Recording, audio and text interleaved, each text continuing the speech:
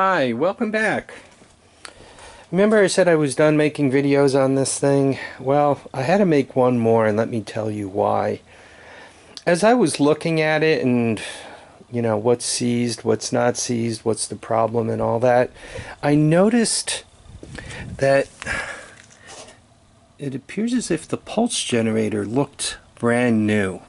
And I thought to myself, maybe something came apart up on top here. And all I need to do is get that freed up and the engine would become unseized, right? I just need to loosen the valves up, reset the timing, and all would be good. So with that, two Phillips heads, and you take that off, and then two more Phillips heads, and you take this off, right? And once you take that off, you take 10 millimeter bolt out here, and this slides right off.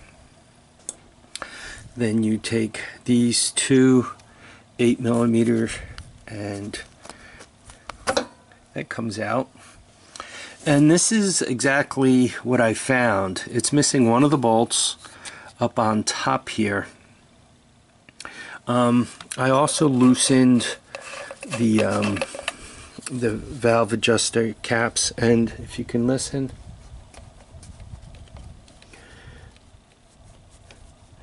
even though that I loosened the adjuster, I think you guys could see how far it's backed out there. It appears as if the valve is still really tight. The lash is still really tight, and I have to go around to the other side.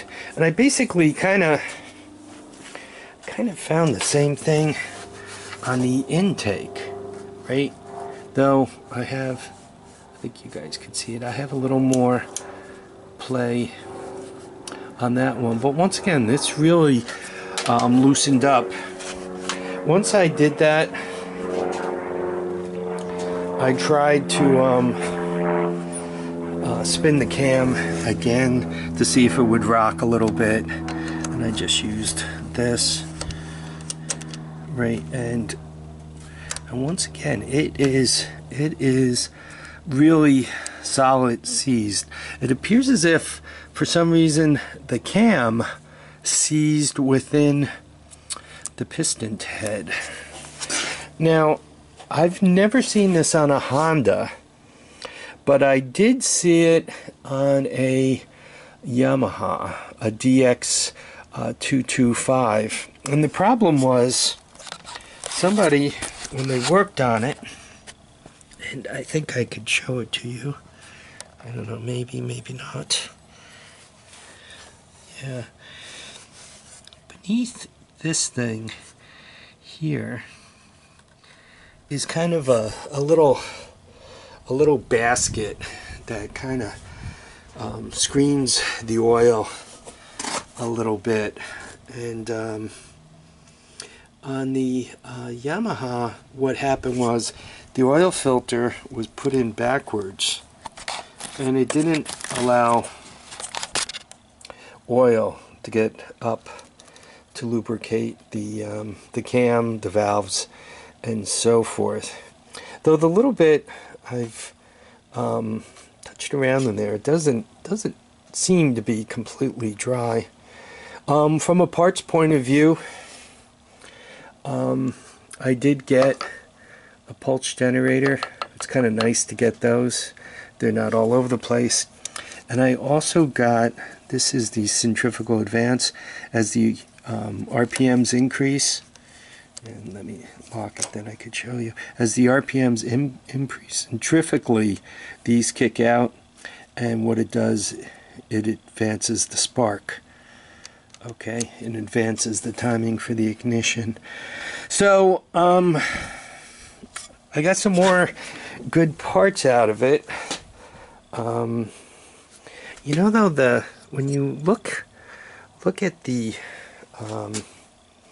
top of the cylinder, head there, it doesn't appear to be all cooked and burned and overheated, you know, messed up. So I'm still a little surprised that the cam has seized. Just to show you guys what the timing chain looks like. From a forward point of view, you could see it's, you know, locked. From a backwards point of view, you can see I can turn it backwards because it pushes down on the timing chain adjuster, and it allows it to skip a little bit. The timing chain seems to ride the gear fairly well. A lot of times if the timing chain's all stretched and all, when you go, especially on the top of the gear, it'll start getting it won't ride around the gear well. Instead of sitting tight on it on top, you'll end up with loose space, right? So yeah, the timing chain doesn't look too bad. This engine, I'm thinking, with, if you replace the top, the head, so to speak, valves, the whole upper piece, that one could probably bring this back to life. I'm not going to continue taking it apart until I decide to do something with this engine. So right now I'm going to say this engine no longer runs because for some reason the cam seized. And by the way, to that, see how the it appears to be melted there, the seal. So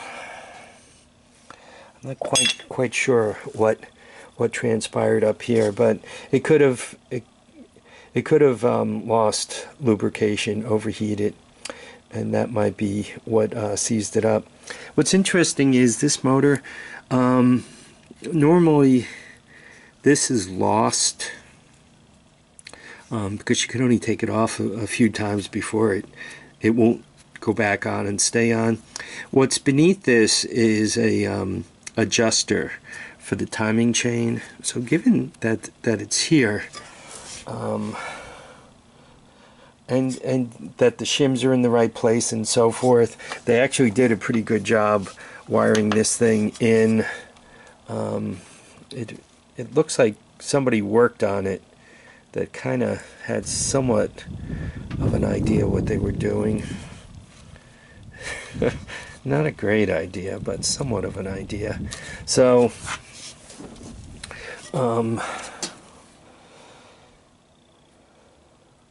yeah, I think somebody was working up there for whatever reason, especially given a bolt is gone. Unless somehow, well, that bolt, the spacing is all that you really can't undo that bolt and drop it in. Though I wouldn't be surprised if something else didn't fall in there, which is maybe plugging up the works. No matter what, to go any further with this engine, it's got to come off the three-wheeler and then get work done from there. Alright folks, I want to thank you all for watching and commenting and subscribing. Please remember to keep your feet down, keep your heads up, and get out there and enjoy each and every day. Bye now folks.